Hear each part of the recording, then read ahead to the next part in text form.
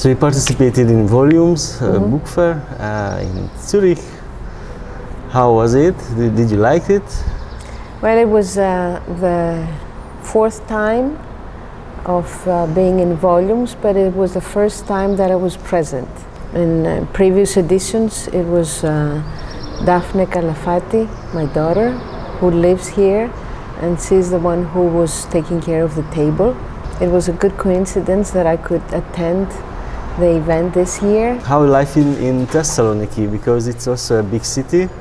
I think it's the second biggest city in Greece. Correct. In regards to the photo books, there's a very small emerging scene in Thessaloniki. It's a number of young photographers who know about photo books and do actually put together their works in that format.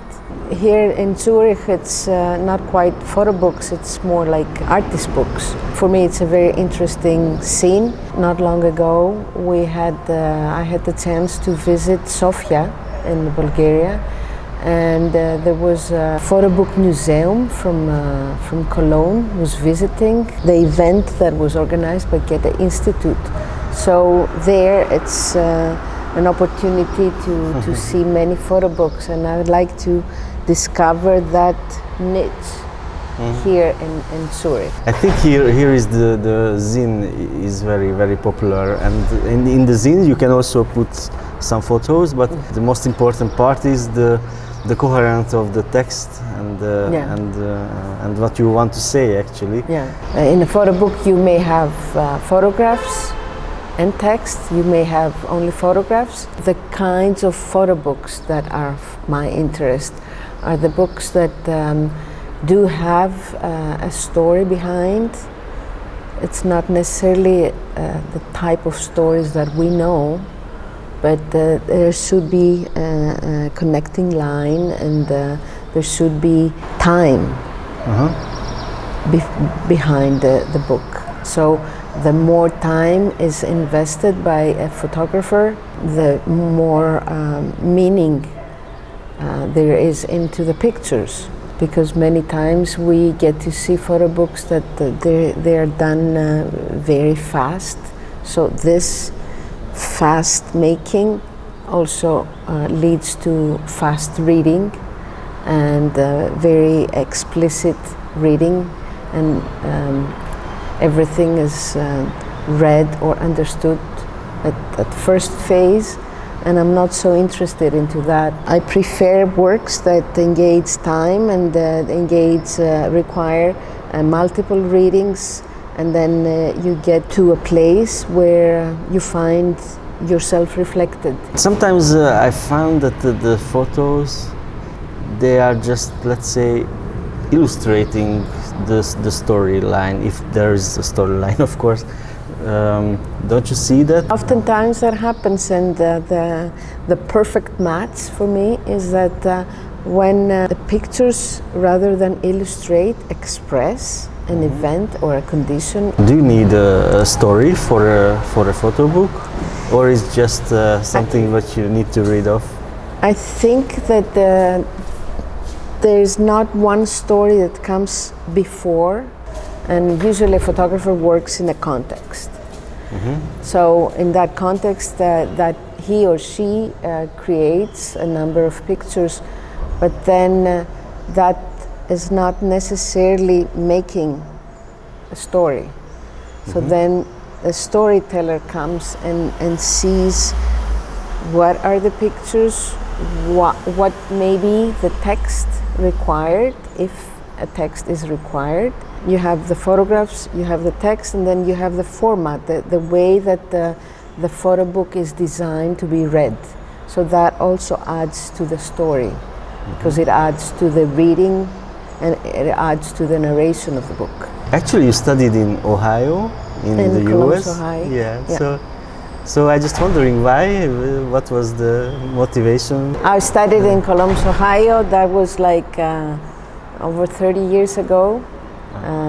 It was for me. It was a good choice because I wanted to go so far away that coming back would be a decision. It wouldn't be easy to come back because every trip from home to the United States was a big thing. I found myself in that new context, and I found a country that at that point in my life gave me much shaped my thinking and opened ways and venues that I was not aware of before.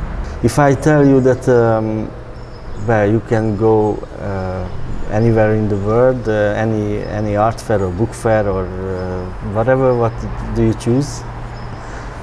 Well, I would like, that's an imaginary story. Yeah. So if I had the possibilities, I would like to travel 1 year and visit all photobook events in the known world, and take time and be there and look through the books and understand anything I can understand from the stories, from the books as items, as objects, like the binding, the paper,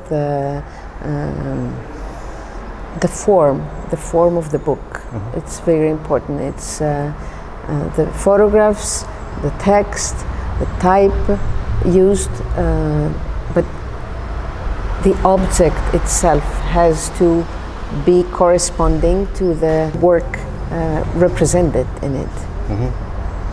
Yeah, sometimes I see photo books which are not even in a, let's say, normal book format, but it's more like an album, and you put a special paper and this you don't and even want to touch it. Sometimes that is justified, and other times the choice is around the photo book object.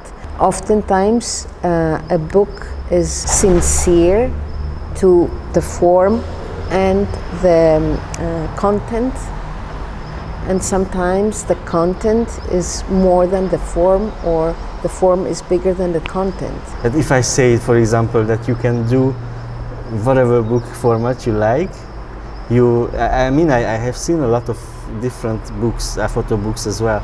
Some has a very big size, some has a really small size, some has even Polaroids inside, or you have special paper. There are many possibilities. You can also put some inline paper. So there's a paper which is not corresponding to the other pages. So there's a lot of possibilities. Well, one of my most recent loves in the book narration is Leporello. So Leporello allows one to see more than 2 pictures at a time, 2 photographs, 2 pages at a time, because of the way it unfolds. You get to see a sequence of many double pages or single pages. So if the meaning of the photographs, if the content of the material in the book is justified, then that type of reading enhances the experience of reading the book.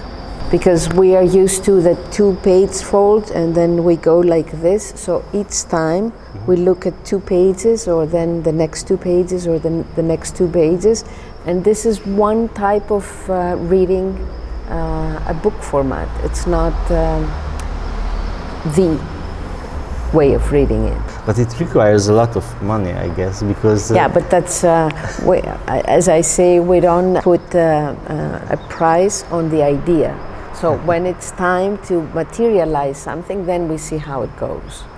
But if the idea of the book allows for it, then a prototype can always realize the idea, the prototype. Now, if the prototype is easily